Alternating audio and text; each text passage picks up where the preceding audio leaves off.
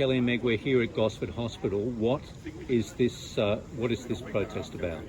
The protest is about, it's good to be up the top of the list for things, but right now we're up the top of the list for nursing hours that are missing in our system. Statewide, we've had 500,000 hours missing.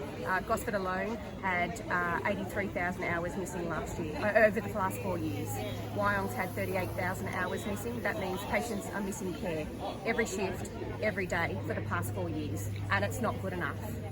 Now, the statistics from the Health Bureau came out 2 weeks ago, and Gosford and the Central Coast seems to be at the bottom of those lists, or near to the bottom of those lists. Does that concern you? It's a great concern. I mean, we've got patients that are falling over because we don't have the staff there. We've got patients developing pressure areas because they're not getting the care they need. They're not getting toileted. They're not getting fed. They're not getting showered. They're missing basic human needs. Their basic human rights are not being met. And we're being told constantly by our state government that it's a world-class health system. It's not. They need to come down here on the floor and see what it's like.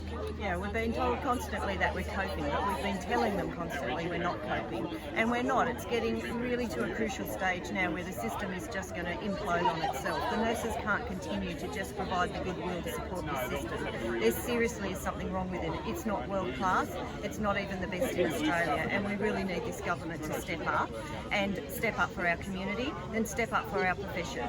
Now, what would you hope with an imminent change of government? What would you hope with any eventual change of government? Well, we need to retain staff. We need to retain those very few that are left. And so to do that, we need ratios mandated shift by shift. Right now, the Greens and Labor have offered that for us. We also need to give us a fair pay rise. We've been on a wage cap for over 10 years.